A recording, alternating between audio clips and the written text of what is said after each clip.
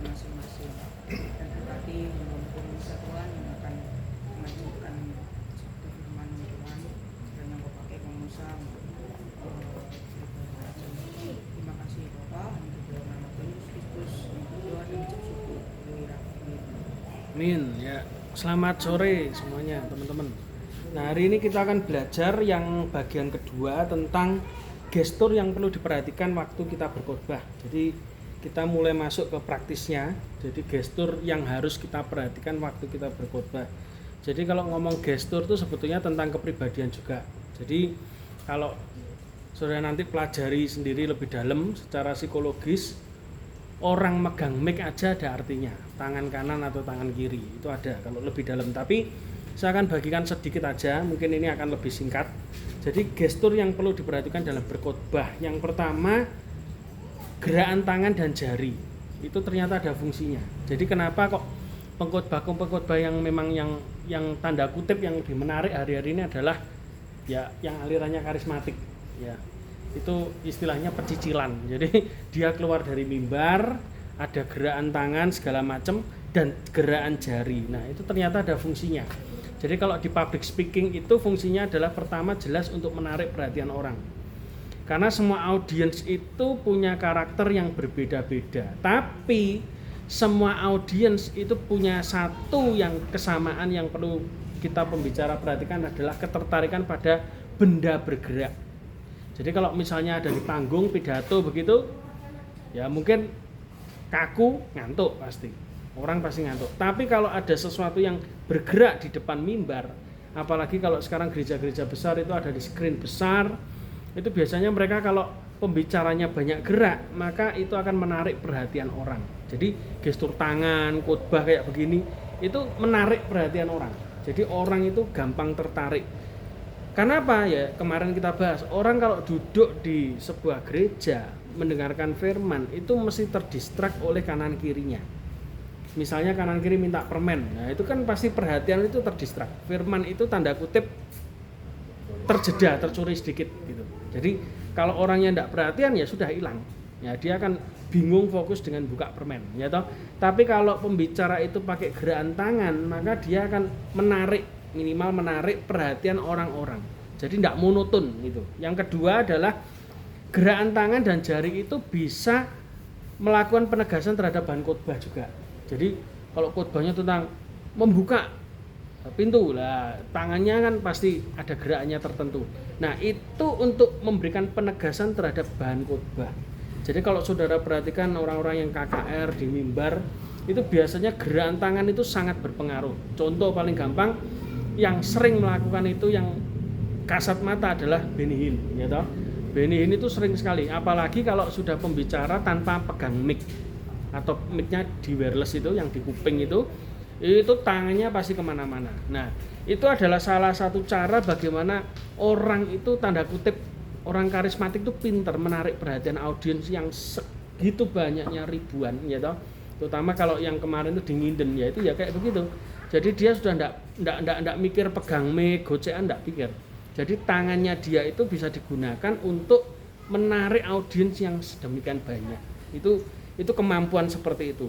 Terus yang ketiga, gerakan tangan dan jari itu juga bisa berfungsi apa? Yaitu mengatasi kebosanan. Kadang kalau khotbah itu sekarang unik. Jadi Gen-Z ini tidak bisa kita khotbah lebih dari 30 menit. Jadi kita harus perhatikan waktu itu memang sangat berpengaruh. Jadi kalau sudah 30 menit biasanya tidak bertahan. Contoh anak kecil Abi ini belajar 15 menit. Itu kalau dia sudah bisa bertahan itu bagus. Tapi kalau selebihnya mesti tidak bisa diam, gerak terus. Itu yang anak kecil. Nah, Gen-Z itu juga punya karakteristik yang berbeda. Dia tidak bisa mendengar khotbah lebih lama. Jadi 30 menit. Kalau di media sosial ya dia paling senang lihat TikTok daripada lihat YouTube yang isinya khotbah. Terlalu lama tidak bisa. Dan itu sudah ada penelitiannya, termasuk guru-guru sekolah minggu sekarang juga sama. Bagaimana mereka bisa meng-attract anak-anak untuk dicuri perhatiannya supaya mereka dengar firman. Karena itu kita sebetulnya salut dengan guru sekolah minggu. Kalau kita khotbah di umum, gak mungkin ono wong tuwek pecicilan ya toh. Tapi kalau khotbah di sekolah minggu, saudara coba bayi setengah mati. Bagaimana caranya mereka tuh bisa perhatian sama Anda itu loh yang susah. Jadi guru sekolah minggu itu sebetulnya pengajar yang paling hebat. Kenapa? Bisa menarik perhatian anak yang dengan karakter yang macam-macam. Istilahnya mereka kan tidak bisa diem. Tapi bagaimana mereka bisa fokus sama gurunya tuh, waduh sangar itu. Karena itu kan kalau kita kenal sekolah minggu, mereka pakai media boneka, hadiah ya toh, pakai media gambar ya itu. Kenapa? Memang kebutuhan anak-anak itu gerak terus, kinestetik terus. Jadi tidak bisa duduk. Lah kalau orang tua gampang mesti meneng ae. Nek gak ngrungokne ya mesti ngantuk. Tapi minimal dia ndak ganggu yang lain gitu loh. Tapi nek anak sekolah minggu ganggu temennya yang lain pasti. Nah, itu kemampuan guru itu harus ngerti kayak begitu. Nah, kalau kita khotbahnya di umum ya gampang. Tapi kalau di kaum muda diperhatikan 30 menit itu waktu paling lama. Ya kita ngomong piye ya? Wong ngomong mereka ndak cinta firman nih, tapi memang generasi mereka tuh generasi TikTok, generasi 1 menitan istilahnya. Jadi mereka membaca pesan itu 1 menit. Pesannya apa yang tertulis di situ plus visualisasi gambar selesai. Mereka tuh bisa menyimpulkan sendiri. Entah itu kesimpulannya benar atau salah, yang penting mereka bisa menyimpulkan dengan cepat. Itu generasi Gen Z.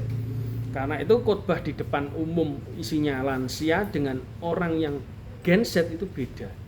Jadi anak muda itu tidak bisa disamakan lagi. Jadi tapi saya cuma membayangkan gini, ini merupakan pergeseran yang negatif. Dulu itu Daud itu di Alkitab itu dia tuh selalu ngomong merenungkan firman Tuhan siang dan malam. Metode yang dipakai merenungkan firman siang dan malam itu adalah katanya gumanyom. Gumanyom itu bahasa asli dari sapi yang memamah biak. Jadi firman dikunyah, dimasukkan perut, tok nih maneh, dikunyah maneh terus. Jadi dia merasakan itu. Karena itu generasinya Daud itu adalah generasi perenung. Nah, generasi perenung bedanya dengan generasi TikTok sekarang adalah pengambilan keputusannya akan sangat ngawur generasi sekarang daripada generasinya Daud. Orang yang banyak merenungkan itu mesti dia ngambil keputusan tajam. Kenapa? Tidak sembarangan.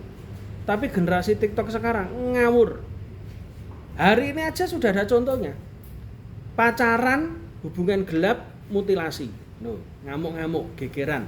Sing wedok geger, ya toh, temperamental, sing lanang stres, umur 24 tahun memutilasi perempuan umur 25 tahun. Dan tubuhnya dipotong-potong, dibuang di pacet, dibuang di mana, wih ngeri. Jadi generasi Gen Z ini generasi yang tidak gampang mikir dan mau mikir. Nah, kita tuh berhadapan dengan gereja Tuhan masa depan yang seperti itu. Nah, orang yang seperti itu celakanya nanti kalau dia dikasih jabatan sama Tuhan untuk ngambil keputusan di gereja, mesti ngawur, keputusannya ngawur, sembarangan, ya toh, wis ora kena dikandani. Ya itu generasi sekarang tuh kayak begitu, generasi Z. Nek generasi dulu yang kita suka membaca, dulu kan kita kan generasi membaca buku. Sekarang enggak. Buku itu sudah hilang dari peredaran. Sekarang kita membaca layar. Nah, generasi layar, screen generation istilahnya. Jadi anak-anak muda sekarang itu dimuridkan oleh layar. Nah, jadi bayangkan yang dilihat opo yaitu yang ketanam terus kan. Dan kalau saudara perhatikan dulu ada namanya MTV. Ya, MTV itu stasiun TV Amerika, ya toh. Dia itu saya pelajari dulu. Kenapa? Dia kalau bikin iklan ngawur cepet. Saya enggak paham gitu. Ini TV isinya lagu-lagu anak muda, ya underground ya ada, pop ada, macam-macam. Tapi perhatikan, mungkin di YouTube ada iklannya di MTV. Ruwet gitu, terus muncul MTV gitu. Jadi iklan lagi, iklan tentang TV-nya itu ruwet, kuwaco gambarnya enggak jelas, enggak kebaca. Terus tiba-tiba terakhir muncul MTV. Saya ini sampai mikir, apa ya kok iso kayak begitu? Ternyata MTV itu enggak ngerti ya. Yang punya itu mungkin sekti ya. Dia membaca generasi sekarang. Generasi sekarang itu pokoknya cepet pesan terakhir apa? Gitu. Nah, ternyata tuh dibaca oleh MTV. Enggak tahu TV-nya masih ada enggak? Terus bangkrut mungkin MTV. Tapi itu terjadi. Jadi saya pelajari dulu ternyata betul ada beberapa orang yang bergerak di kaum muda itu juga mempelajari kenapa iklannya MTV itu ruwet itu ternyata dia naruh sesuatu di alam bawah sadar, ditanam begitu, pokoknya intinya MTV gitu. ruwet MTV. Dan iklannya ndak ada berapa menit. Oh cepet tok, itu cuman cepet iklan begitu aja, sekian detik muncul. Saya sampai mikir-mikir, iya ya, ternyata alam bawah sadar itu penting, harus kita pelajari juga. Nah, pengkhotbah itu lawannya adalah ya kayak begitu. Iklan-iklan yang TikTok sekian menit, 1 menit maksimal. Nah, bagaimana saudara bisa memasukkan pesan kepada orang-orang, audiens saudara itu penting. Lah, ini yang juga merenungkan saya. Ada beberapa pengkhotbah itu yang saya dengarkan itu bagus. Dia bisa khotbah 45 menit, bisa khotbah 1 jam. Tapi selalu yang saya tangkap adalah ada beberapa kata itu tiba-tiba jadi rema gitu. Jadi dia khotbah cerita macam-macam, tiba-tiba ada satu kalimat itu yang jadi rema. Dan rema inilah sebetulnya yang harusnya pengkhotbah itu nangkep. Jadi khotbah itu enggak cuman kita nih mengeluarkan peluru hampa terus, enggak. Khotbah nek gak ono isine, tidak lahir dari kedalamanmu bersama dengan Tuhan. Ya akhirnya dari generasi MTV ngomongin ngawur selesai, tidak ada poinnya. Tapi ada pengkhotbah itu yang saya lihat, oh saya ngerti kehidupannya. Memang dia kedalaman dengan Tuhan, proses hidupnya dengan Tuhan membuat yang diomong itu tiba-tiba saya bisa nangkep. Dari satu kalimat pengkhotbah itu saya bisa jadikan bahan khotbah. Loh, lucu ya. Wah itu saya mikir ini pengkhotbah ini dalam banget ini.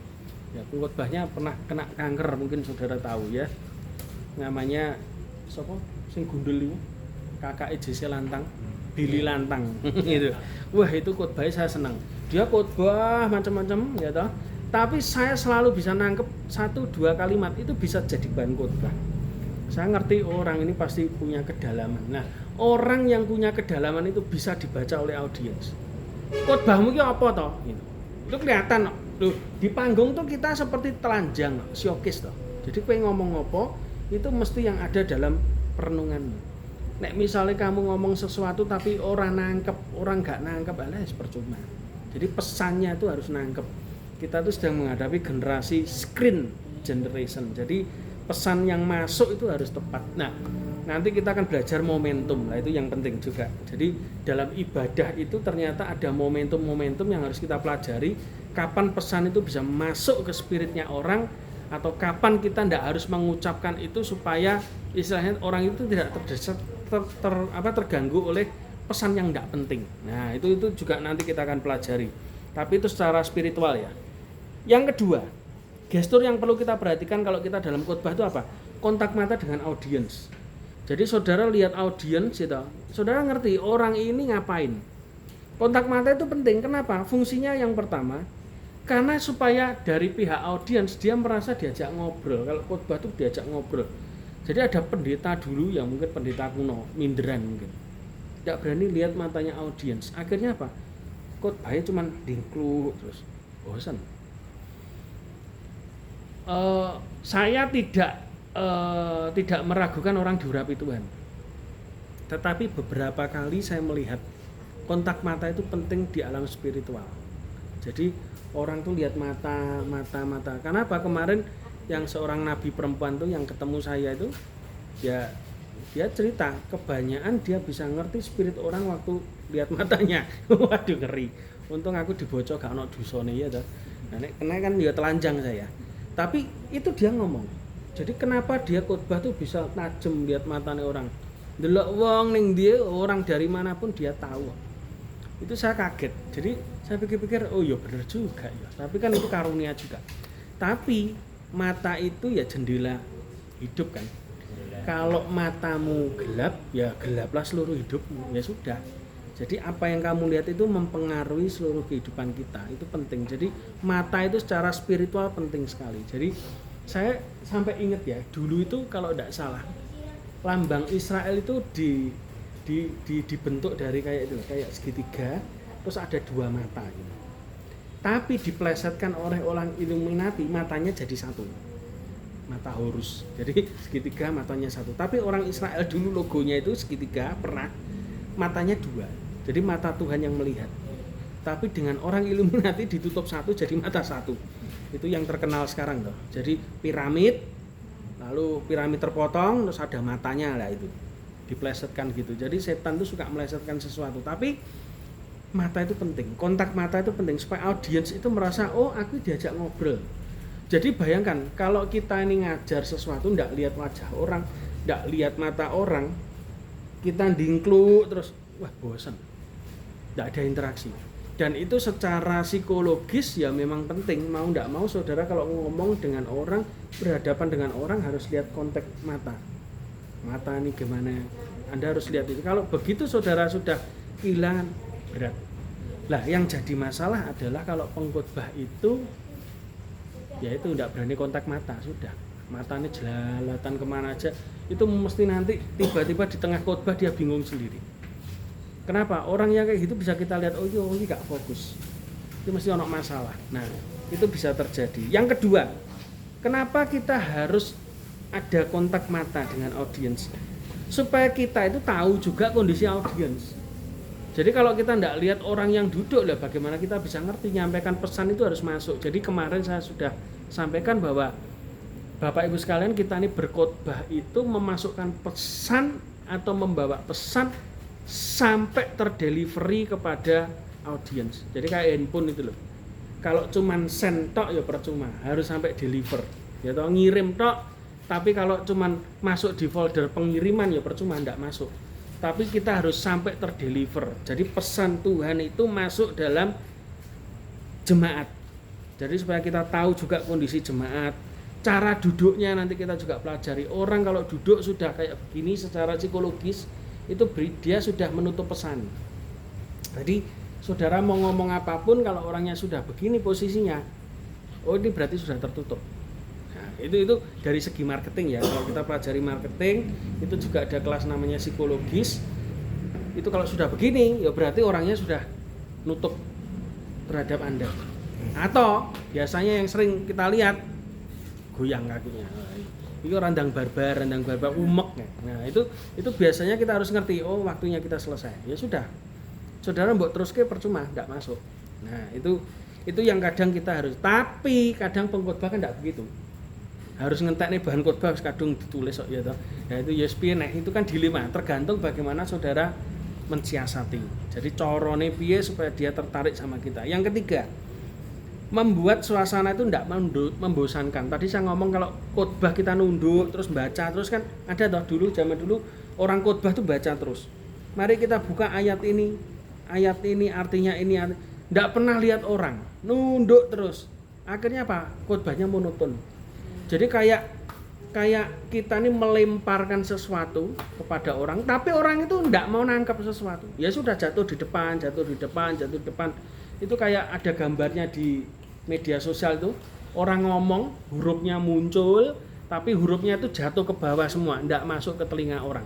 Nah, itu sama. Kalau saudara tidak ada kontak dengan mata, itu juga berpengaruh juga. Suasana jadi bosen.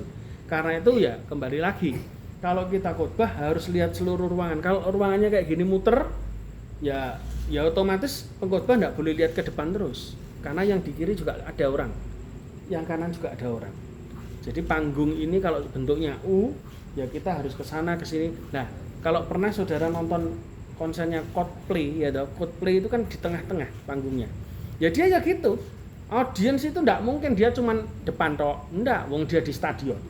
Stadion itu malah di belakang juga ada. Jadi kadang dia ke belakang, kadang dia ke kiri, kadang dia ke kanan. Konser musik itu selalu saudara perhatikan kayak begitu. Kenapa?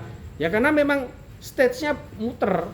Kalau dia cuma depan tok, wah membosankan. Orang lihat sampingnya dia tok, tidak pernah ada kontak mata, percuma. Itu membosankan, ya. Terus yang ketiga, yang perlu kita perhatikan kalau saudara berkhotbah itu yang sering dan juga saya kadang juga gagal, itu adalah berjalan satu tempat ke tempat yang lain. Nah, problem ini biasanya disebabkan dua. Pertama, mic kabel, ya toh, kita tidak bisa kemana-mana. Akhirnya pembicara itu stuck di atas mimbar. Yang kedua, mic-nya itu jadi satu dengan mimbar. Kadang ada gereja atau tempat instansi yang mic-nya itu nempel di mimbar. Itu sudah tidak bisa kemana-mana.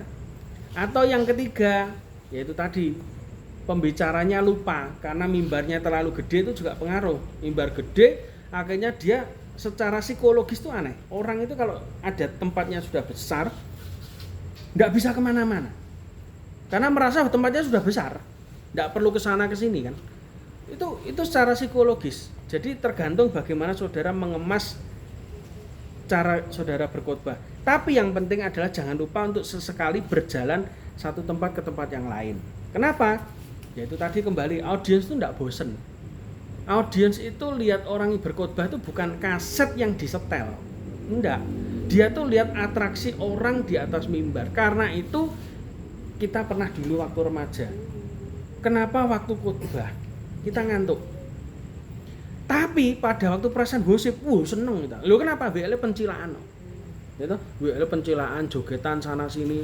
Itu senang suasana hidup. Tapi begitu mari kita dengarkan firman Tuhan, yang khotbah tua, pakai dasi, lengan panjang, celana kain, walah wis bosen.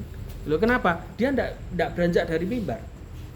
Tidak relevan. Nah, makanya kita itu pembawa pesan Tuhan harus relevan pada zamannya. Karena itu Alkitab kan ngomong, didiklah anak muda menurut jalan yang patut baginya. Didikannya untuk anak muda kok kita pakai didikan orang tua, ya gak cocok. Harus sesuai dengan audiens. Sama dengan sesuai dengan zamannya. Bayangkan kalau misalnya present gosipnya sudah oke, joget-joget ya toh, kesana kemari, bahkan kayak di tempat kita itu kan sering toh WL-nya terlibat, Pak Dewo ngekei mic ya toh, Pak Yunus ngekei mic, jemaat kok nyanyi dadaan ya toh. Itu atraksi. Atraktif juga. Tapi kalau pengkhotbah wis jegrek ning mimbar, waduh itu tiba-tiba suasana bisa down. Ya sekali lagi ya, kita enggak ngomong hadirat Tuhan enggak kuat macam-macam, enggak. Itu secara psikologis bagaimana orang membawa. Pesan itu selain tergantung pesannya yang baik, tapi juga tergantung siapa yang bawa pesan. Oh iya no. Misalnya, saudara anggap aja gini. Pengkhotbah itu kayak orang bikin roti itu. Jadi roti itu roti ulang tahun. Rasanya enak. Rasanya enak lah, sudah enggak usah diragukan. Tapi bentuknya pating plotrok, ya toh. Acak-acakan, ya toh. Bentuknya misalnya bentuknya apa? Winnie the Pooh, tapi bentuknya kok Dracula misalnya. Saking enggak karu-karuane. Loh tapi rasanya enak. Begitu disajikan ke orang enggak makan. Loh kenapa? Lihat bentuknya dulu. Enggak akan makan. Tapi juga berbeda. Misalnya gini, rasanya ora enak nemen. Tapi bentuknya apik. Tapi begitu orang, tertarik, pasti makan. Tapi setelah makan dia enggak akan baleni nih. Lah khotbah itu ya kayak begitu. Tergantung pembawa pesan itu penampilannya seperti apa, itu tergantung kita juga. Tapi pesan yang kita bawa juga sama-sama penting. Karena itu roti itu rasanya yo penting, bentuknya yo penting. Nah itu yang membuat orang tuh istilahnya dipakai Tuhan juga. Sama, pesan yang kamu bawa itu valid enggak? Jadi the voice, bukan the noise loh ya. The voice, suara pertama itu penting, pewahyuan pertama itu penting. Dan yang kedua adalah yang membawa pesan, menyajikan pesan itu juga bagus apa enggak. Berkali-kali dulu saya pelajari, ada orang atau hamba Tuhan termasuk saya kadang pesannya bagus, aku yakin dari Tuhan. Tapi begitu menyampaikannya pating gradul gak karu-karuan, gak nyampe sudah. Loh iya no. Loh kenapa? Penyajiannya elek, orang wis gak nerima. Yo enak sih, tapi tetap orang gak mau makan. Kenapa? Loh, kok ngene to, kok pencolotan toh? Nah, pesannya kok pencolotan. Yang bener yang mana? Loh, ini pesannya saya yakin dari Tuhan. Setiap orang, setiap pengkhotbah pasti dia berdoa sebelum dia berkhotbah dan memastikan pesan itu dari Tuhan. Itu berbicara rasa. Tapi kalau sudah penampilannya jelek, ya pasti ditolak orang. Sama. Orang itu memutuskan beli roti atau enggak mesti pertama bentuknya, yang kedua harganya. Tapi kalau bentuknya bagus, harganya rodok larang, dia tetap mau beli. Kenapa? Dia pengen rasanya. Tapi nek rasane ora enak, wis bakal baleni nek. Kenapa? Wis larang, bentuknya apik, percuma. Wis larang rasanya gak enak. Tapi kalau sudah bentuknya bagus, harganya larang, tetap dibeli, ya toh. Tapi waktu dirasakan enak, baleni maneh pasti. Nah itu yang terjadi pada orang-orang di Surabaya, ya toh. Kek yang mahal-mahal itu untuk ulang tahun, ya orang ya tetap beli, ya toh. Orang ngomong, "Ojo tuku nang kono larang." Iya, bagi kowe sing ra duwe duit. Sing bagi duwe duit, dia tetap iso tuku dan tetap dibeli. Karena itu kenapa ada bisnis di Surabaya roti yang saya ingat sejak zaman saya kuliah loh. Regone larang, ora tutup-tutup. Ya itu karena rasanya enak. Coklatnya asli ya itu tadi. Itu membedakan. Yang kedua, Kenapa kita harus berjalan ke satu tempat ke tempat yang lain? Itu juga menimbulkan kesan ramah, ya toh Pak Dewa. Jadi kalau misalnya kita WL gitu, serawung wong carane, ya toh dia ke sana kemari, ya toh ngejak wong joget tuh. Itu kesannya yang dibangun apa? Oh WL ramah ya. Bayangkan, ya maaf kalau misalnya gereja konvensional di panggung yang tinggi, mimbar yang tinggi, tidak tersentuh nyanyi dewi. Saya yakin orang yang melok nyanyi. Wis nyanyi dhewe ae wis ya toh. Lho, beda dengan tempat kita. WL kadang turun ngejak wong, gereti wong. Lho, orang tuh merasa apa? Oh ramah ya, diajak ya. Ya wis ikut joget, wong kadung ditarik. Mosok ning ngarep gak joget kan lucu ya toh. Wis kadung gitu loh, minimal wis kadung ya toh, wis keblondrok lah kasarane. Tapi kan nek keblondrok kan kudu bayar itu. Tuku nek carane wong. Ya wis akhirnya melok joget, wis isin-isin aja joget. Ya itu loh. Jadi kadang keunikan yang kayak begitu harus kita bangun. Kenapa kita harus jalan ke sana kemari? Ya kadang kan kalau saudara lihat Antonio Robbins, Tung Desem Waringin, ya toh, itu kan motivator atau Mario Teguh yang pernah jaya. Dia kalau misalnya ngomong sama orang, tiba-tiba turun dari mimbar, langsung sama audiens. Itu loh yang membuat mereka tidak bosan. Intonasinya oke, nadanya oke, ya intonasi juga penting, nada juga penting. Jangan gremeng kalau khotbah supaya apa? Orang itu dengar, tapi begitu turun itu sensasinya beda. Pembicara medun. Ya dulu saya cerita dikit. Waktu remaja itu ya, kalau kita gereja kita tanda kutip mengundang pembicara sakti lah. Istilahnya ya sakti lah. Tiba-tiba dia datang turun dari mimbar. Terus ngomong sesuatu sama kita, kan rasanya seneng. Itu sensasinya beda. Di antara ratusan orang, gak usah ribuan lah, ratusan atau puluhan orang, tiba-tiba dia datang nunjuk kita ngomong sesuatu, ngasih pesan, kesannya kan, wih, berarti Tuhan sayang aku ya. Itu bisa sampai kayak gitu. Padahal kadang itu ya ngawur aja kan dulu. Tapi kan kadang ya kene ngawur ya dalam Tuhan. Wis pokoknya kadang kita melakukan sesuatu wong itu disuruh Tuhan kita ora ngerti ora sadar ora sadar. Kadang kan ada orang yang bernubuat kepada orang lain sesoke bener nubuatane. Lah tibake sing nubuat lali. Sing dia aku dhewe ya ora ngerti. Wis pokoke aku apa muni gitu. Itu kan sering kayak begitu. Tapi itu kan dipakai Tuhan juga. Makanya kalau begitu turun itu sensasi bersentuhan dengan jemaat yang tadinya duduk paling belakang, kita jangkau mereka datang, itu rasanya kayak diperhatekno. Dihargai, betul. Jadi ya itu kadang kita tuh sok nek WL pun juga begitu kan. Kita lihat kok jemaat sing mojok-mojok wis geret ae wis ya toh. Loh kita enggak pernah tahu kadang dia mojok karena stres ya toh. Tapi begitu kita datang kan nyampur sama yang lain joget-joget kan auranya sudah beda gitu. Itu bisa merefresh cara berpikir orang, datang sumpek teko seneng. Nah itu loh. Apalagi kalau kita datang perhatian. Karena itu kenapa gereja yang homey itu jadi gereja yang menyenangkan. Kenapa? Saya ngalami apa ya? Dulu saya pernah kok. Jadi orang kaum muda juga di tempatnya Tante Erna, ada orang datang, orang gini, cowok, mamahnya ikut doa rutin di Tante Erna, tapi anaknya kasihan, stres. Nek pakai baju itu rapi, dilebok nih, tapi sabuknya sampai dhuwur, ngerti dhewe itu. Wah ya itu jajan. Waduh, kadang kita mau deketi wedi disampluk gitu. Tapi tak pikir-pikir alah cedek ya, sampluk ya wis gitu. Ya betul, ternyata dia butuh sentuhan. Join di kaum muda kita 6 bulan, wis mulai iso ngajak omong orang. Maune itu duduk pojok, teko telat, meneng kene sing wani nyedeki. Cuman kan kita mikir, saya ngomong sama pengurus, lah mosok sih enek wong gendeng kene melok gendeng ya toh. Kono meneng kene ya meneng kan padha gendenge dadi loro kan. Wis akhirnya dicedeki. Diajak ngomong. Waktu itu kalau di tempat kita habis kaum muda tak sepai konsumsi.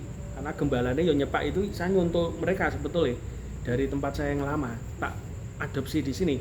Habis ibadah ada makan-makan. Kenapa? Ngakrep nih mereka. Makan kita ambilkan. Wongnya meneng ae ya ora wani. Begitu kita sudah interaksi, kontak terus mulai bisa lihat mata. Pada waktu retreat, melok retreat. Nah itu loh. Jadi kadang yang kayak begitu-begitu tuh. Kenapa kita harus mendekati audiens itu ya penting. Kadang audiens itu kan enggak ngerti kan. Problemnya opo kita dhewe ora ngerti kok. Wong kita khotbah kadang kita wis fokus aja sampai apalane bleset wis ngono lho. Lho iya, ditulisnya kadang sik bleset lho pesan. Kadang saya kalau Habis khotbah kenapa tak rekam? Karena setelah itu tak rungokne dhewe. Waduh, ki pesan ini kok ndak keluar di situ tadi, berarti miss. Kenapa? Mesti ono terdistrak. Pembicara pun bisa terdistrak loh. Misalnya enek wong umek kayak apa ya, wih kita tiba-tiba buyar pikirannya. Loh kenapa? Bukan mereka yang buyar terhadap kita, ndak, kita pun bisa buyar loh delok wong umek-umek ngono kadang. Makanya kita, tapi di sini kan terlatih juga. Ada anak kecil ndak apa-apa. Kenapa? Itu melatih kita kalau kita nanti pembicara di tempat ini, ada anak kecil pun ndak ngefek. Loh kenapa? Jangan sampai terdistrak. Itu kan belajar kita ini supaya tidak gampang terdistrak. Beda dengan pendeta yang anak-anak silakan keluar, ndak boleh rame. Wah, itu berarti sik kelas SD. Kenapa? Dia menghalau gangguan. Orang yang dewasa dia bisa adaptif terhadap gangguan. Itu yang penting. Jadi pembicara yang bagus itu dia tuh bisa adaptif tentang kondisinya. Gereja kan macam-macam. Nek saudara nanti diundang di gereja yang tanda kutip lansia, enak, anteng kabeh kok. Meneng, mbuh ngantuk, mbuh ora ngrungokne karepmu, kowe meneng. Kowe saudara bisa ngomong apa aja sesuai dengan bahan. Tapi ada gereja yang bocah cilik oke, ndak ada sekolah minggu tapi bocah cilik oke, ting telecek. Mbuh sing disusoni nangis ya to, kecokot kuwine nangis, bengok-bengok ya to. Terus dolanan karo koncone tiba. Wah, itu saudara harus adaptif. Mosok saudara ngomong, "Mari silakan anak-anak dibawa keluar." Oh, wong tuweke tersinggung sabar. Wong saiki wong tuwek saiki sensi-sensi kok ya to, anake kon ngalihe nesu. Nah, itu kadang kita tuh harus belajar. Jadi pembicara yang dewasa adalah pembicara yang bisa adaptasi dengan lingkungan. Karena itu kenapa setiap kali kita kalau pelayanan keluar kan selalu matikan minimal 1 jam atau setengah jam.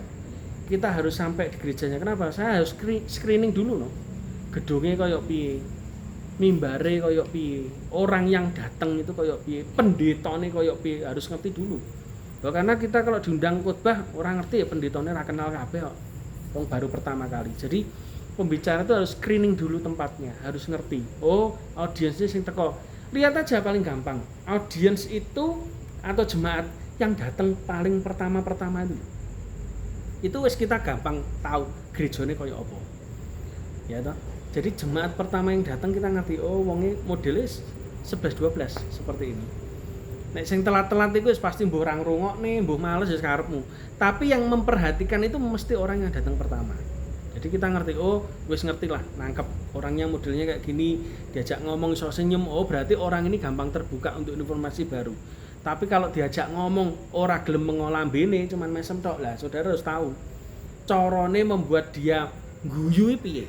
Nah, itu penting. Makanya saya ini kan lebih banyak joke. Paling enak itu kalau di gereja desa. Kenapa? Joke masuk. Karena pakai basa medok ya toh, bisa masuk. Tapi kalau Surabaya ya tempat gereja yang elit, wah wis gak iso, belum tentu. Gitu, belum tentu. Kenapa? Audiensnya beda. Nek orang daerah simple, wah mbok guyoni apa mangap kok, gitu. Tapi kalau sudah audiensnya beda, Anda harus ngerti, harus cepat merubah strategi gitu loh. Pembicara itu kudu cerdik, ora iso. Nek sudah ndak cerdik ndak iso. Contoh paling gampang Yesus kok. Yesus ngomong, "Aku ngomong karo wis gak iso nggih perumpamaan lagi." Blak-blakan. Lho kenapa? Audiensnya goblok. Jadi nek digawe perumpamaan percuma. Terus gak nggak perumpamaan maneh. Aku ngomong sama kamu blak-blakan kenapa? Ya kamu ndak nangkep perumpamaan. Tapi kepada orang yang lain dia berbicara tentang apa? Perumpamaan, penabur, mutiara, domba yang hilang, anak sing hilang. Itu kan pakai perumpamaan. Jadi Yesus itu menghadapi audiensnya beda-beda. Contoh sama Sakius. Oh gak dikhotbahi Sakius, dijak mangan. Kenapa? Mungkin Yesus tahu orang yang orientasinya duit mbok khotbahi percuma. Wis duit tok mbok khotbahi apa? Hidup yang kekal, wong dhewe urip enak, ya toh? Lho wong sugih paling angel lho dikhotbahi. Mau mbok khotbahi kayak apapun ndak bisa. Akhirnya apa? Yesus caranya kreatif mendekati audiensnya. Sakius turunlah, aku tak mampir ke rumahmu makan. Orang kaya itu paling seneng. Mungkin loh ya, saya lihat kebanyakan termasuk Sakius. Nek dihampiri omahe, dia yang ngasih makan merasa apa? Dia lebih tinggi dari yang minta makan. Jadi wong sugih ngono, ngerti to? Wong sugih senengane dipangku. Huruf Jawa nek dipangku mati lah. Yesus sih mungkin ya wong Jawa, ya to. Yo iso mangku Sakius ya to nglendehi yo, Dik. Aku tak nunut makan ya di tempatmu. Lho, bayangkan Itu kan strategi khotbah juga kan. Khotbah tuh ndak harus ngomong. Aku tak mampir mangan omahmu. Ya tiba-tiba ya turun gitu ae ngobrol satu meja, ada orang Farisi ngelokne Yesus, kok niku kok mangan ning gone omahe pemungut cukai ya toh. Apa gak kleru ya toh. Wis meneng wae. Dia tetap makan bersama dengan Sakeus dan tiba-tiba Sakeus bertobat. Goalnya kan itu. Khotbah itu goalnya itu. Harus melahirkan Sakeus yang baru. Dan orang yang bertobat selalu dia berbalik 180 derajat. Buktinya apa? 4 kali lipat loh sing ditagih dia dibalekno. Tapi Alkitab berkata Sakeus ora bangkrut, ya toh. Tapi itu pertobatan yang benar. Saya sempat ada seorang pendeta gerejanya GKY kalau tidak salah di Jakarta. Tempatnya sekarang dia bangun gedung gede di PIK kan nggone wong sugih. Itu pendeta ini sudah meninggal almarhum, sekarang anaknya. Gereja ini terkenal dengan musik kolosal, jazz keren, terkenal. Jemaatnya ya beda-beda lah, maksudnya jemaatnya itu ya kalangan menengah ke atas lah. Tapi almarhum bapaknya, saya masih ingat, dia pernah khotbah ke Madiun, tempatnya Pak Nathan GUP, bikin KKR di sana. Namanya Pak Hirman Sopo saya lupa. Tapi sudah meninggal kayaknya. Sudah meninggal lama. Tapi saya masih ingat waktu dia khotbah di sana, dia cerita. Saya dulu orang Madiun dan orang Madiun kenal kabeh kan. Wong Cina-Cina Madiun kenal kabeh. Ternyata dia itu ke Jakarta. Saudara tahu kenapa? Ngemplang arisan. Ngemplang arisan ning Madiun, minggat ning Jakarta dadi pendeta ning kono. Diberkati sugih. Bikin KKR di Madiun. Tempatnya Pak Nathan, gerejanya dulu GUP, Pak Nathan Sanjaya. Dia bikin KKR, dia buat statement persis kayak Sakeus. Dulu Bapak Ibu masih ingat saya dulu ngemplang arisan orang-orang Madiun dia ngomong. Hari ini saya minta setelah khotbah, setelah KKR ini, Bapak Ibu yang pernah arisannya tak kemplang, silahkan datang ke saya tak tuker 4 kali lipat. Sangar. Itu pertobatan pendeta. Jadi dosa yang lama itu tetap melekat, dia ngijoli. Itu keren loh itu. Anaknya saya ini diberkati Tuhan, GKY. Nanti tak kasih linknya ya. Ini gerejanya gede, gerejanya kayak tempat konser. Jemaatnya ribuan kok. Itu sampai pemain jazz itu ada satu pemain musiknya keyboard terkenal namanya Yongki, cari di YouTube. Itu pernah duet sama Tompi di jazz festival. Keren gue bocah. Iya toh? Saiki wis rada lemu, tuwek ngono. Itu jemaatnya Bapak itu, GKY itu, Jakarta. Keren itu.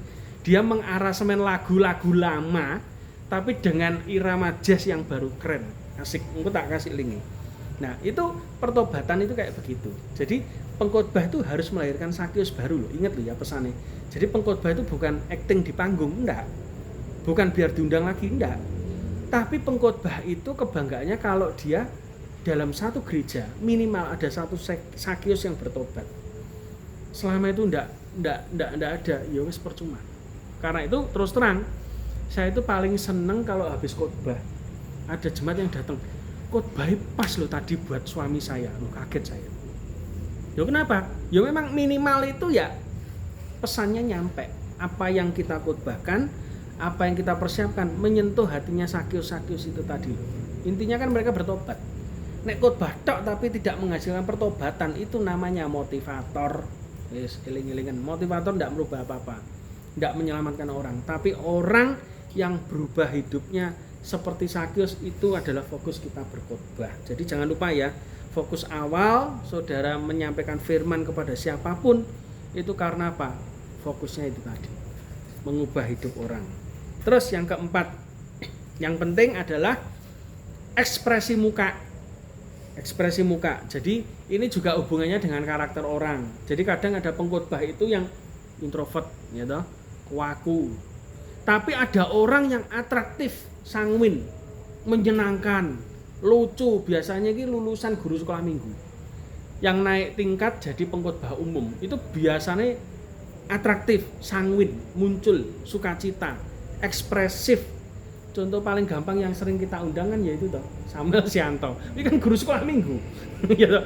Terus Tony Nardi juga pernah itu juga sekolah minggu sampai hari ini. Terus apalagi ya, supaya pendeta-pendeta tuh lihat orang yang atraktif model sanguin, Kowe mesti hubungannya dulu mesti bersentuhan dengan anak kecil. Sekolah minggu pernah ngajar. Ya, termasuk aku iki ya ning GOP-ne Pak Nathan, yo ngajari sekolah minggu. Murid-muridku wis gerang gaplok saiki ya toh. Lah itu ketemu. Ini guruku sekolah minggu dulu. Iya, saiki buka persatuan ya toh, wis padha. Minimal ndak jauh-jauh dari dulu kan. Itu kayak begitu. Anak-anak sekolah minggu itu bisa kenal. Nah, orang-orang sing dulu pernah ngajar sekolah minggu itu biasanya lucu-lucu nek khotbah. Itu pertama. Tapi ada juga orang itu aneh, yang suka nyembah itu bisa kebawa. Khotbah serius. Tiba-tiba perkataannya menyentuh orang. Ini mesti kok kan nyembah. Biasanya begitu. Orang yang terlalu lama berendam di hadirat Tuhan, perkataannya bisa tajam lah kayak gitu. Masuk. Ini mesti hubungannya dengan Tuhan bagus. Gitu. Jadi pengkhotbah itu karakternya macam-macam. Jadi tergantung saudara yang mana gitu, ya toh. Terus fungsinya apa Pak? Untuk ekspresi muka itu kenapa penting? Loh, karena muka itu juga menekankan apa yang kamu bagikan ke orang. Ya toh. Saya membayangkan nabi-nabi itu kok bisa ngerti Tuhan murka itu dari mana? Ya mungkin dari tampilan juga. Ya mungkin enggak lihat wajahnya Tuhan secara langsung, kobong kabeh ora kuat loh. Ya toh. Musa ketemu Tuhan 40 hari tidak lihat mukanya saja loh. Ya walaupun Tuhan ngomong istilahnya dia bertemu aku muka dengan muka, tapi Tuhan kan tidak melihatkan wajahnya. Wong mek gegere tok. Iku lho ulat. Bahkan dia turun 40 hari wajahnya bersinar, memancarkan kemuliaan Tuhan. Wajah itu penting. Jadi pengkhotbah itu harus yaitu istilahnya aku bojoku kurang ajar ngomong, "Kowe iki mbok maca oh. Kowe iki ora kaya Philip, kowe kaya mbae Philip." Jadi raiku kok ngene tuwek ya kurang ajar. Ya artinya apa? Ya permakan wajahmu ngono lho. Minimal cerah. Nek khotbah iki dadi lucu tapi raine mendukung gitu loh. Ya ta wajah ya ta bener ta. Lha orang-orang kan selalu patronnya kan sing sekarang kan wajah kok Philip, kok sapa. Lah kowe iki gak kowe kaya mbae Philip ya malahan ya ta. Umurmu luwih enom tapi kowe iki rupamu luwih tuwek. Nah, itu juga penting. Loh, yang kedua, kenapa harus butuh ekspresi wajah? Loh, karena mengurangi kebingungan loh. Juga pengaruh loh. Misalnya gini, saudara kesaksian ya toh. Kesaksianmu lucu, tapi wajahmu tegang nek nyampaikan. Ya bingung ngaudise. Lho iki ngelawak apa ngamuk ya kan bingung toh. Loh, ekspresi itu mendukung loh. Makanya kan kadang guyu. Ya kadang sekali kita guyu aja nemen-nemen kok malah ra khotbah guyu terus ya toh. Loh kadang kita harus begitu menyesuaikan dengan apa yang kita sampaikan. Contoh misalnya khotbahmu serius, ya gak apa-apa wajah serius. Nek kita waktu menyampaikan khotbahnya lucu, ya ekspresinya juga lucu. Jangan sampai kebalik-kebalik. Itu penting. Jadi orang itu bisa membaca, loh, orang ini menguasai materi apa tidak dari apa? Ya ekspresi wajah. Kalau sudah wajah bingung, pucet, wah itu mesti gak menguasai. Minimal ndak pede. Oke, dia mempelajari khotbah, tapi dia mesti tidak pede. Wajah pucet, bingung, tolah-toleh, matanya munyer-munyer, itu mesti khotbah anyaran gitu. Tapi kita belajar jadilah orang nekat gitu. Khotbah itu gampang kok sakjane. Khotbah itu kan sebetulnya seni kita ngomong kan. Ya kita kan ngomong dengan orang kan sama aja. Bedanya khotbah itu ngomong dengan orang yang lebih banyak wis ngono tok. Sakjane kan itu. Terus yang ketiga, fungsi ekspresi muka itu apa? Membuat suasana hidup. Ya sama. Kalau yang nyampaikan khotbah tegang, karena itu penampilan itu penting, wajah itu penting. Jadi dalam artian gini, bagaimana Anda membawa wajah Anda kepada orang itu juga sama. Karena itu di bank itu tidak pernah naruh di front office-nya itu adalah orang tua, orang introvert seneng ngitung, ora payu bangi. Saudara pergi ke BCA, ayu-ayu nom-nom kabeh. Sekarang syaratnya harus belum nikah. Yang di front ya. Loh kenapa? Nek sing bagian ngitung-ngitung duit iku ning mburi tuwek-tuwek. Walaupun podo ramahe tetep BCA naruh orang yang lebih muda yang nyapa itu di depan. Dan sekarang kalau saudara lihat di BCA itu lebih unik. Saudara kan enggak ngerti kan mejanya tinggi. Tapi itu ada kamera menyorot wajah teller di mejanya itu. Makanya kenapa kok teller BCA itu diwajibkan harus mengenali nama nasabah. Selamat pagi Pak Henry, selamat pagi Pak Henry, mesti apal. Kenapa? Ada penilaian baru dari BCA lewat kamera. Kalau sampai Anda nyapa customer yang sudah berkali-kali ke situ tidak dengan namanya, dapat SP. krungu-krungu ngono. Lho kenapa orang disapa pakai namanya seneng kok? Ya toh, bangga no. Duitmu ra sepiro tapi nek selamat pagi Pak Hendri kayak satpame yo ngono lho. Halo Pak Hendri, selamat pagi. Sehat selalu lho. Orang tuh kalau disebut namanya tuh seneng. Saya sampe mikir, apa wong BCA iki Kristen? Alkitab berkata, Pak, aku mengenal dombaku dan aku memanggil nama mereka. By name. Dombane akeh tapi Tuhan memanggil by name. Orang dipanggil nama ini seneng. Berarti orang ini perhatian sama dia tuh. Ternyata di teller BCA itu selain wajah ayu dan tidak boleh nikah, ada kamera. Itu aturan baru penilaian. Jadi teller-tellernya itu semua sekarang outsourcing semua. Penilaiannya dari situ. Makanya saya waktu kesana pertama kali ada satu teller anyaran takmat nih. Oh gak nyopo jeneng, ora mesem. Itu bener. Mbak-mbak itu ora mesem ora nyopo. Iya selamat pagi Pak. Ngono kok. Terus duitku diterima, dihitung nih, ya bener. Tapi enggak senyum sama, ya terima kasih. Ada yang bisa saya bantu. Saudara ngerti, besoknya saya datang ke situ. Beda loh. Mungkin wis kena teguran berarti. Halo, selamat pagi Pak Hendri, ada yang bisa. Tak pikir kok malih lah, ini gak ngono. Ya toh. Oh, saya baru ngerti ternyata dari CS-nya BCA di tellernya itu ada kamera. Dan ada tim penilainya. Jadi teller iki memperlakukan customer bagaimana? Duh, BCA sampai koyo ngono bayang. Beda dengan bank BUMN, ngantene setengah mati, ya toh, ora mesem ra nyopo rapal jeneng pisan. Yo memang kelasnya beda, karena itu kenapa BCA itu menang juara CS pertama di seluruh dunia ya karena itu tadi. Bagaimana dia perlakuan customer itu koyo ngono. Ya kudune gereja ngono ya, enek penilaian ngono ya, penerima tamu minimal mesem, sebut ayo wani apa ora, sebut nama ning gereja. Harusnya kan gitu. Sebut namanya beda loh, ternyata jajal. Sesuk sapa ya penerima tamune gak enek ya ning kene mare. Nek enek lho jane swalami sebut nama. Wah, seneng. Lho orangnya beda loh, dateng sumpek begitu salaman senyum mbok sebut nama niki beda. Selamat pagi Pak Hari. Ya di hari lewat. Hari. Montore loro rusak. Gara-gara ora tau servis jare aduh wis mati. Di museum kan sekarang saya jalan kaki ya wis Selasa teko aku. Hari lewat tadi karo guyang-guyu sampai sing ngedukne barang mau bingung kok ya ta. Ketemu Lukas karo Yosef juga. Nah, itu. Jadi ternyata ekspresi muka itu juga penting Bapak Ibu sekalian. Membuat suasana itu apa? Ya hidup lagi. Ya toh? Suasana bisa hidup. Yang kelima, pergerakan apa? Kepala. Loh, kepala itu juga penting loh. Jangan kayak orang tengengen. Saya ini kadang juga gitu. Nek sudah khotbah kesuwen ora ubah. Ya itu tadi. Memang gerakan kepala itu ya penting, tapi ora usah munyer-munyer kok gangsingan, ora perlu kayak wong telunen. Tapi maksudnya gini loh, gerak itu penting, toleh-toleh itu penting. Nggak usah berlebihan, tapi minimal orang lihat oh sing khotbah dudu patung, intinya gitu loh. Itu juga pengaruh loh hal kecil. Itu kan body language orang. Nah, itu diperhatikan. Pergerakan itu juga penting. Yang keenam, yang terakhir, postur tubuh. Postur tubuh itu apa? Sikap badan berdiri di atas mimbar, gitu. Ojo bungkuk, terus ngelentruk, susah, tapi khotbah tentang sukacita. Itu tambah ra cocok kok. Judulnya sukacita tapi wajahnya susah. Bentuknya ngelentruk, gitu. Surem. Waduh, wis iku horor iku. Itu jelas berkebalikan dengan tema khotbah.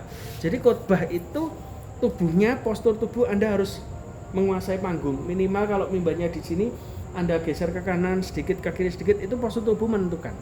Jadi orang tuh bisa lihat, oh saudara itu tegang apa enggak, terus santai apa tidak. Nah contoh paling gampang kemarin, waktu kita lewat di Solo, ya toh, itu kita perhatikan, satpam hotel tuh lebih soro timbang satpam pasar. Nek satpam pasar kayak ferry, ora usah dijogo, ora nek sing nyolong, gitu. Turu terus ya ini nggone pasar. Tapi perhatikan satpam hotel. Ngadeg ning ngarep hotel itu sekian jam. Tamu teko harus ngladeni, mempersilahkan. Itu satpam. Postur tubuh itu penting. Ternyata ya itu penilaian. Makanya kan kenapa kalau satpam hotel kan gak ada sing elek-elek. Ganteng, dedeke bagus, minimal orang lihat oh ini mesti dididik polisi, latihannya polisi. Ya, kenapa? Postur itu penting. Sebelum tamu masuk hotel, ketemu resepsionis yang ayu, ya toh, ketemu dengan porternya yang rapi, yang ramah, yang bawakan barang, atau menemukan orang sing istilahnya yang ada di frontline, yang pertama kali dia masuk ya kayak satpam BCA itu, yang di depan postur itu penting. Hormat, tunduk itu ternyata ono ajarane. Nah, itu susah. Jadi kalau kita khotbah pun juga sama. Postur tubuh itu menentukan apa? Orang bisa lihat ketegasan saudara. Kedua, orang juga lihat kesantainya. Santai enggak? Waktu topiknya santai, bodi tubuhmu mosok koyok polisi kan yo gak. Mesti yo santai, rodok nunduk, rodok guyon. Ya, itu kan lahir dari apa? Dari hati kita, batin kita kayak apa ya kita akan muncul itu. Terus serius. Waktu kita nyampaikan serius, postur tubuh juga kelihatan. Oh wong ki serius. Kalau nyeneni wongnya yang mesti ngerti kan. Kalau kita mari orang, postur kita sudah kelihatan. Jadi semua yang di mimbar ini kebaca dari postur tubuh kita. Terus yang berikutnya, yang perlu diperhatikan postur tubuh. Semakin kita berdiri tegak itu sebetulnya makin enak dilihat. Ya kembali lagi, public speaking, motivator, saudara perhatikan orang enek sing ngelempruk. Loh kenapa? Tugasnya motivator itu memotivasi orang datang itu mesti bermasalah. Orang datang itu mesti butuh duit. Orang datang mesti terlilit utang. Nah, motivator itu fungsinya apa? Ya memotivasi supaya mereka tuh lepas dari ini semua kan. Minimal mental mereka. Bayangkan kalau yang datang ngelentruk-ngelentruk, sing ngomong ya ngelentruk pisan, waduh ampun. Ya toh. Enggak mungkin iso. Jadi minimal itu harus postur tubuh kelihatan enak dilihat. Oh, ini orang optimis atau enggak kelihatan. Jadi orang ini pesimis atau tidak optimis itu kelihatan di mimbar semua. Karena itu sangat penting untuk memperhatikan itu tadi. Jadi 6 hal ini yang perlu kita perhatikan. Ini gerak tubuh. Jadi besok kita mulai masuk lebih dalam lagi. Jadi 1 bulan nanti teori, 1 bulan berikutnya mulai praktek. Minimal hari Selasa kudune. Nek praktek aja dhewe ngene iki ra enak. Jadi Selasa praktek. Praktek apa ya kesaksian minimal gitu. Saya ini malah pengen tempat kita nanti itu apa ya? Carane wong dapat ayat ini di-sharingkan. Jadi mah nek iso pengkhotbah setiap Selasa 4. Kowe entuk ayat apa sharing kan. Wah itu wis menyentuh buahnya itu. Itu mestinya gentian koyo ngono malah apik ya, Pak. 4 orang. Jadi ora pengkhotbah sitok dientekne waktu 45 menit atau 1 jam, enggak. Jadi 4 orang, wis terserah 4 orang kasih tugas kowe entuk apa. Perkara gak nyambung, minimal kan kamu kan bisa menguraikan yang kamu dapatkan toh. Sing tak dapatnya ayat ini, artinya iki, kondisine ini, ya toh. Terus carane kita mengatasi hidup lewat ayat ini kaya apa? Kita harus seperti apa? Wah, itu keren. So kapan-kapan 4 pembicara. Jadi tiap ibadah 4 setelah yang perempuan-perempuan selesai. Kan kita kan sampai Februari toh pembicara wedok kabeh. Pergerakan perempuan. Nah, nanti mulai Maret terus gantian. Jadi tiap orang itu bisa gak apa-apa, plegak-plegu gak apa-apa, itu belajar. Malah kita ini malah memberi sesuatu yang baru. Kita itu tidak bikin persekutuan supaya lebih bagus dari persekutuan yang lain, ora enek ceritane. Itu bukan dari Tuhan. Jadi kalau ada gereja yang merasa bahwa kita bikin gereja, kita harus lebih baik dari gereja lain, ini berarti pendetanya goblok. Kita tidak pernah diajari Tuhan untuk jadi lebih baik dari orang lain. Tapi kita diajari untuk kita mengupgrade diri lebih baik dari diri kita yang kemarin, itu yang penting. Jadi renek ceritanya enek pengajaran gereja, ayo kita dekor macam-macam, penampilan segala macam supaya kita jadi lebih baik dari persekutuan lain atau gereja lain. Ini gak usah mbok nut, ini mesti pendetanya goblok aku ngomong. Nggak seperti itu, Tuhan nggak kayak begitu. Tuhan itu pengen kita tuh lebih baik dari kita yang kemarin. Jadi persekutuan ini harus unik dalam artian apa? Beda dari yang lain. Kita ini mengajar orang untuk berani ngomong. Wah, ini berani ngomong, menghadapi pinjol lebih pinter, ya dah. Ya, minimal kan kuwi toh. Ya itu kan aplikatif toh. Nah itu, jadi 4 orang, saya membayangkan itu dari kemarin saya mikir, wah enak ya Tuhan, 4 orang, 15 menit, mesti gak bosen. Tengah-tengah nyanyi sih, ya kan gak apa-apa toh nyanyi nek. Terus nanti dilanjutin 4 orang lagi, terus bagono mangan-mangan. Ya pembicaraan sama, ya wong 4 wis dipajang 4 langsung ngono wae wis. SPGI mini to ya toh. Wong 4 langsung dikelompok, wah unik nih. Loh karena kita bosen loh dengan 1 orang khotbah. Loh aku wis bosen nek pembicara luar negeri maneh tak kurangi kok. Ya terakhir ya besok iki to. Rama Sinta kuwi. Tapi selebihnya aku pengen orang-orang lokal. Karena kemarin saya juga ngobrol dengan seorang nabiah yang ngomong, "Yo Cik, aku ini tak kurangi tempur bayi luar negeri. Malah tak nol nih. Kenapa? Sudah waktunya yang lokal." Bener. Memang Tuhan ngomongnya nanti dari suku-suku muncul. Wah, ya wis cocok toh kita didik kayak begini. Jadi dari orang-orang kita sendiri yang muncul.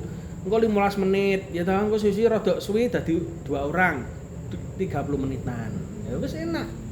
Lama-kelamaan nanti wis sudah ini ya wis aja balik sisine wis dirilis. Persekutuan itu tadi loh, Pak Yunus. Ke daerah kono aku nggae omahe Budeni. Budeni cetak. Engko sing kono ben nggae Bani Lukas, engko gentian ngukiran pon wis terserah. Jadi persekutuannya jalan sendiri-sendiri. Nek wis jadi aja ning kene terus. Jadi kita tuh malah mencetak 4 orang ini bulan Maret yang khotbah 4 orang langsung. Dapat apa. Jadi itu lebih penting. Kenapa? Orang itu dapetnya ngene. Saya mikirnya gini, apakah nanti rancu? Ora. Loh kenapa? Saudara datang ke rumah makan. Kowe seneng menune mangan akeh apa sithik? Ya akeh iso milih kok. Wis padha to. Gereja ya tak dadekne kaya rumah makan itu lho. Enek kokine macem-macem, iso milih. Kowe seneng rawon, ya rungokno rawone. Kowe seneng soto, ya rungokno iki soto. Lah pengen bakso lho iki bakso nenek, ya toh. Loh, bayangkan setiap orang datang pergumulannya iso kejawab sitok-sitok dengan 4 orang loh. Edan ora, saya bayangkan itu. Jadi saya pikir-pikir ya banjir rezeki ya kudu kayak restoran. Semua menu ada. Ya toh 4 orang, wah itu keren. Engko Maret ya doakan. Jadi makanya saudara harus siap-siap ya toh. Kita menyiapkan 4 orang ini. Iki 4 orangnya harus muncul semua. Wes sip ini. 15 menit enak. Itu kan unik tuh, genek tuh nggon yo. Ora pernah terpikir aku lagi mikir iki saiki yo. Ngelaki iki mau tiba-tiba 4 orang yo, apik 4 orang yo. Sekali khotbah. Kan enggak membosankan ngono lho, kan lucu tuh. Lah kan ya sama dengan kesaksian ya, tapi nek kesaksian renek ayate kadang. Ngalor ngidul ya toh. Tapi kalau ini kan iso terarah no, ayate apa, dapete apa, critakno. Ayate apa, dapete apa, critakno. Plus pengalaman hidupmu apa dengan ayat ini. Pernah ngalami apa? Wah, itu lebih powerful. Engko enek sing urusan duit, urusan rumah tangga, urusan kerjaan, urusan pelayanan lho wis 4 to, wis macem-macem to. Wis mencakup semua aspek kehidupan. Apa sing mbok goleki nek? Nah, kowe mangan 4 menu kok. Ya kayak misalnya kowe manten prasmanan. Kan kowe datang ke manten, kowe pengen sego pupuk tok, ya toh. Enek to manten sing cuman sego pupuk tok sak macem ya wis. Tapi ada yang prasmanan beda. Ono mie goreng, lontong kikil, capje, apa lho kan luwih enak sate. Luwih seneng to. Kan suasanamu beda. Daripada saudara manten datang satu menu bar mangan mulih nyumbang. Lah iki kan gak. Iki wis entek, deleh piringe, njukuk piring liyane. Sensasinya lain. Ya, mulai ya sepakat ya. Maret Mbak Ika ya diomongi wisisan kon ngomong 15 menit mosok mejen ya to. Kudune iso ngomong 4 orang. 15 wis enak. Sip. Iya, wah sip wi. Saya mikir itu nanti tak persiapkan Maret aja. Jadi Maret sudah mulai jalan, Maret ke April ke Mei ke Juni wis pertengahan sudah rilis dan nyebar bikin persekutuan utara sama selatan. Yes. Enak ya toh. Di sini tiap bulan sekali lagi ngumpul pesta gede wis ngono. Nanti minggu-minggu Selasa berikutnya ya wis kuwi Pak Dewo karo Pak Yunus bagian kono. Engko Mbak Elis karo liyane bagian selatan. Wis enak toh. Jadi itu malah enak nyebar. Dan jangan lupa cari jiwa, orang nyebar tok tapi ora nambah-nambah ya ge opo. Tujuannya kan ngajaki jiwa baru. Tujuannya kan itu. Jadi kalau itu dilakukan saya membayangkan wah. Jadi stoknya pengkhotbah oke gitu. Tinggal gereja butuh apa ae, orderan masuk karek iki singki wis bar. Itu mimpi saya tuh kayak begitu. Jadi setiap orang tidak bergantung satu orang. Makanya saya membayangkan kemarin ada pendeta meninggal punya persekutuan. Ya buyar persekutuan. Termasuk tempat saya yang lama. Begitu pendetanya meninggal ya wis entek. Malih berapa orang kok yang datang.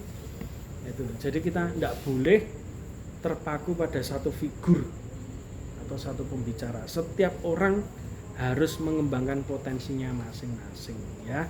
Oke, itu aja dari saya. Terima kasih, Tuhan Yesus memberkati ya.